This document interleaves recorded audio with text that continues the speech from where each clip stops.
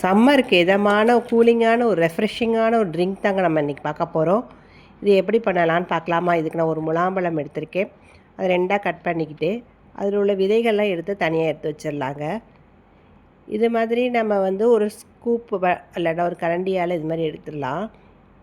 எடுத்து தனியாக வச்சுக்கலாங்க. அதை இப்போ அதில் உள்ள ஃப்ரெஷ்ஷெல்லாம் எடுத்து ஒரு பிளேட்டில் மாற்றிக்கலாங்க. இப்போ இது மாதிரி அழகாக கரண்டியால் இப்படி எடுத்தால் இது மாதிரி தனியாக வந்துடுதுங்க.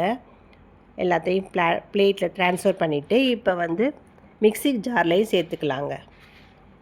எல்லா ஃப்ரெஷ்ஷையும் மிக்ஸி ஜாரில் சேர்த்து அதோட இப்போ என்னென்ன பொருட்கள் சேர்த்து நம்ம ரெஃப்ரெஷிங்கான ஒரு ட்ரிங்க் பண்ண போகிறோன்னு பார்ப்போமா? இப்போ எல்லா ஃப்ரெஷ்ஷையும் சேர்த்தாச்சு.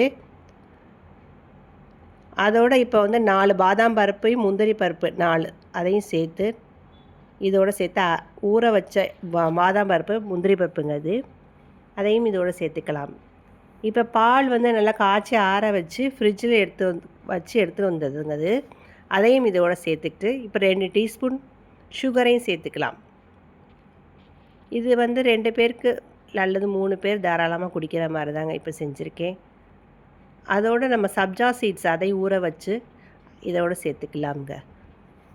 இன்னும் கூடுதல் சுவைக்கு நம்ம கண்டென்ஸ் மில்க்கு இருந்தால் அதையும் சேர்த்துக்கலாம், இல்லாட்டினா ஸ்கிப் பண்ணிக்கலாங்க. கண்டென்ஸ் மில்க் அவசியமாக சேர்க்கணும்னு இல்லை, அதையும் சேர்த்தாச்சு. இப்போ 2லேருந்து 3 டீஸ்பூன் சேர்த்துருக்கேன். இப்போ பாதாம் பீசன் அதையும் ஓவர் நைட் சோக் பண்ணி வச்சுருந்ததுங்க அது. அதையும் இதோட சேர்த்தா ரொம்ப கூலிங்காகவும் இருக்கும், ரெஃப்ரெஷிங்காகவும் இருக்குங்க அந்த ட்ரிங்க்கு. கட்டாயம் வீட்டில் எல்லோரும் செஞ்சு பாருங்கங்க. இது குழந்தைகளுக்கு ரொம்ப பிடிக்கும். இந்த பழம் சாப்பிட பிடிக்காதவங்களுக்கு இது மாதிரி ட்ரிங்க்காகவும் செஞ்சு கொடுக்கலாமுங்க.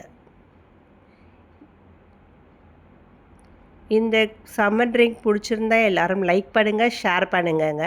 என்னோடய சேனலை மறக்காமல் சப்ஸ்கிரைப் பண்ணிடுங்கங்க. ரொம்ப நன்றி.